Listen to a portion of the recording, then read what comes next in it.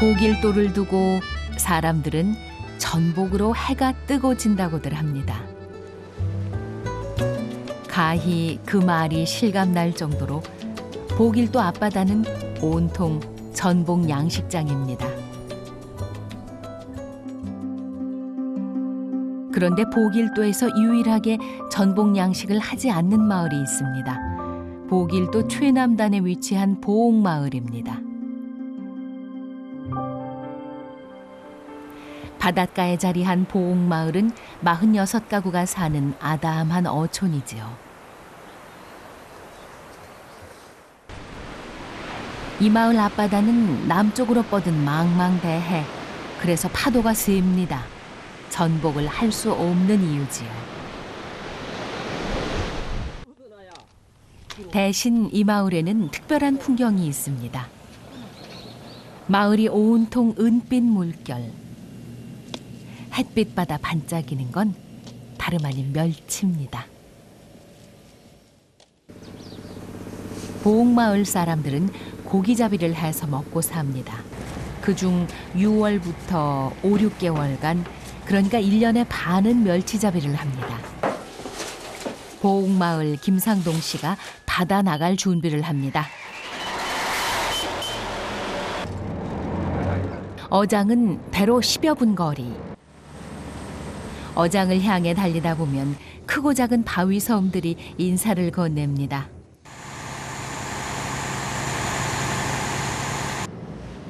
오늘은 어떤 고기가 그물에 걸려들었을까요?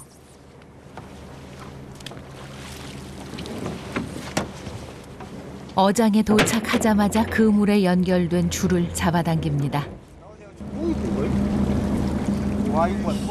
무언가 들긴 든 모양입니다. 재차 그물을 들여다보는데 뒷벌이야. 나버려.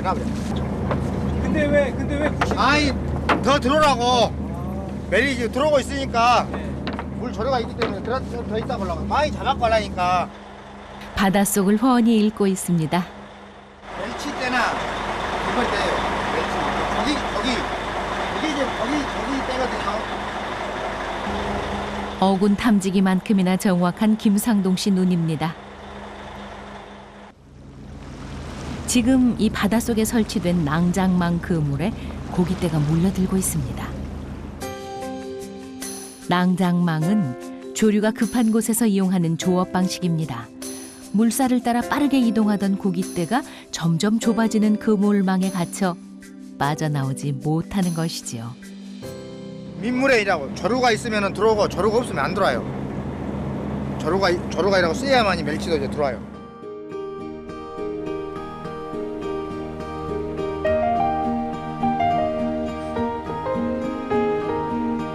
예나 지금이나 자연의 순리를 터득하고 따르는 것이 어부의 지혜지요.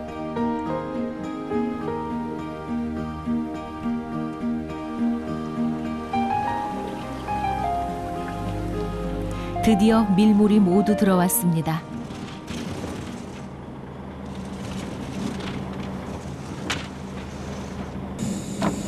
서서히 그물을 끌어올리는 김상동 씨.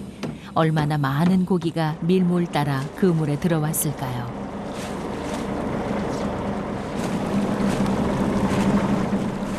그물 가득 고깃대입니다.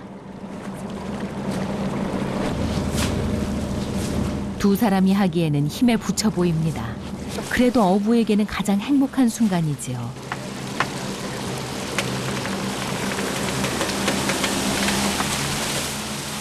한참 씨름 끝에 드디어 올라온 그물. 은빛 반짝이며 파닥이는 녀석들이 디포리입니다. 또 한 그물 가득 디포리떼가 올라옵니다. 자연이 주는 후한 선물이지요. 디포리는 멸치 형님뻘 되는 물고기입니다. 깊고 진한 국물 맛 내는 데는 최고죠. 보길도에서 나고 자란 김상동 씨는 젊은 시절 고향을 떠나 원양어선을 탄 적이 있습니다. 고향으로 돌아온 건 20년 전. 그때부터 멸치잡이를 했습니다. 만선의 기쁨들 이런 것이 이제 그 어민들한테 최고의 보람이라고 할 수 있어요. 원양어선 타고 타지의 바다를 많이 다녀보았지만 고향 바다만큼 편안하고 넉넉한 곳은 없었습니다. 배를 부두에 대자마자 대기하고 있던 차에 뒤포리를 싣고 마을로 달려갑니다. 5분도 채 안 되는 거리, 모든 게 속전속결입니다. 벌써 물도 한솥 펄펄 끓여놨습니다. 아, 오래되면 저거 신선도가 가시겠대. 뒤포리도 멸치처럼 삶아서 말립니다. 그런데 삶는 게 또 기술이라네요. 고기를 잘 익혀야 돼요. 덜 익으면은 막 속에서 피가 나고 그래요. 간도 잘 맞춰야 돼. 간도 잘 맞춰야 되고 또. 비법은 뒤포리 눈이 익으면 된답니다. 그런데 아주머니 손이 쉼없이 펄펄 끓는 물속을 들락거립니다. 왜 이런 장갑 꼈는지. 그전에는 맨손으로 다 했는지라고. 아이고, 그래.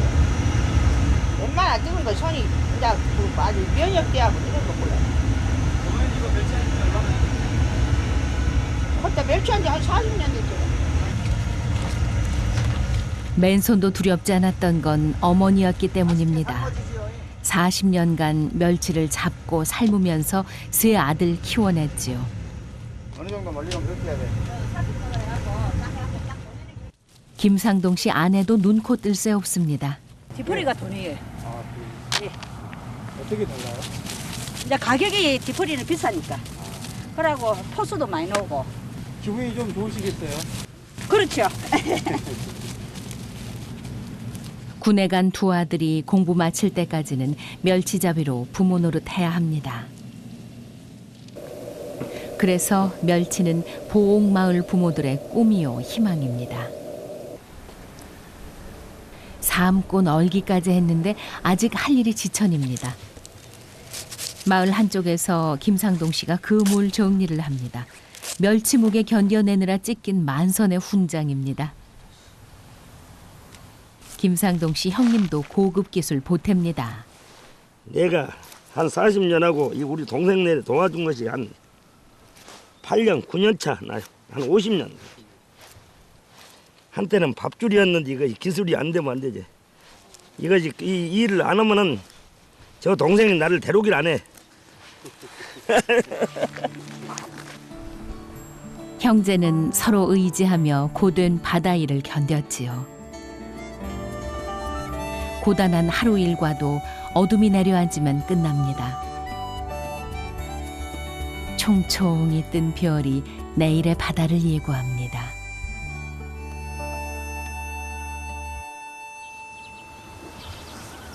아이 귀한 어촌에 다둥이 집이 있습니다. 같이 또 아침에 설문지 한다고. 빨리빨리 저기. 얼른. 보옥마을 다둥이 엄마로 통하는 손미애 씨는 아침이면 오남매와 전쟁을 치릅니다. 누가 첫째예요? 히로로마 둘째? 첫째지. 셋째? 넷째 나.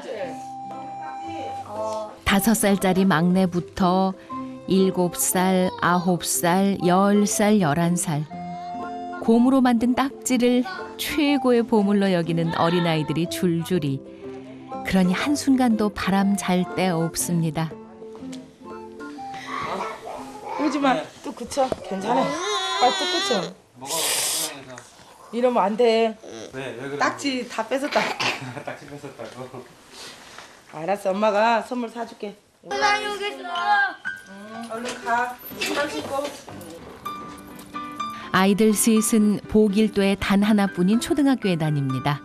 마을 입구에서 스쿨버스를 타지요.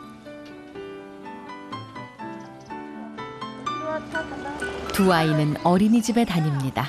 어촌에서는 안악들도 할 일이 많아 낮에는 두 아이 돌볼 시간이 없기 때문입니다. 수고하세요. 추워. 아침마다 매일 아침마다 이래요?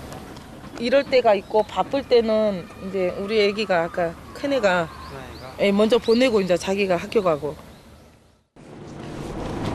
그 시간 다둥이 아빠는 바다로 나갈 준비를 합니다. 네, 이제 고기가 들었나 안 들었나 이제. 네. 확인차가 좀. 네. 어떤 게 들면 좋은 거예요? 아, 멸치가 많이 들면 좋죠. 옛날이야 네다섯도 쉽게 키웠다지만 요즘은 어디 그런가요? 아이들 교육비에 46 다둥이 아빠는 바다 일을 하루도 쉴 수 없습니다. 오늘은 바람도 세고 파도도 거칩니다. 따뜻한 남쪽 바다에도 겨울이 성큼 다가왔습니다. 수온이 떨어지면 멸치철도 끝납니다. 흔들리는 배 위에서 어렵게 건져 올린 그물. 어종은 둘째치고 수확량도 기대에 못 미칩니다. 아니요. 전어. 네, 장거요. 도시에서는 귀한 문어가 체온돼봤습니다. 이런 전어도 상품가치 없기는 마찬가지지요. 전어가 우리나라 마지막 전어. 쉽게 말해서 지금 잡히는 전어가 마지막 전어예요. 보옥마을 어부들 주머니 두둑하게 해주던 멸치철이 끝났습니다. 기대를 갖고 마중 나온 아내도 실망이 큽니다. 이제 멸치가 이제 더 이상 안 난다고. 이게 들면은요. 이게 마지막 우리 식구예요 이게. 돈도 안 되는. 예. 보길도 바다 사정 훤히 꿰고 있는 아내는 원래 서울 처녀였습니다. 보길도에 여행 왔다 보길도 총각과 사랑에 빠졌죠. 그런 그녀가 이제는 똑소리 나는 어부의 아내가 돼 남편 곁을 지킵니다. 어린 전어는 곧장 창고행. 고기 밥으로 올려서 이걸 갈아가지고 새로운 고기잡이에 미천인 셈입니다.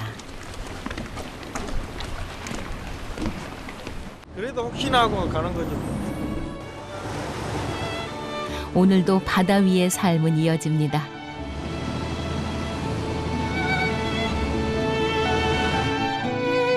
대대로 이어온 보길도 어부의 삶. 오랜 세월이 흐르고 계절이 바뀌어도 보길도 어부들은 바다 위에서 꿈을 꾸고 삶을 이어갑니다.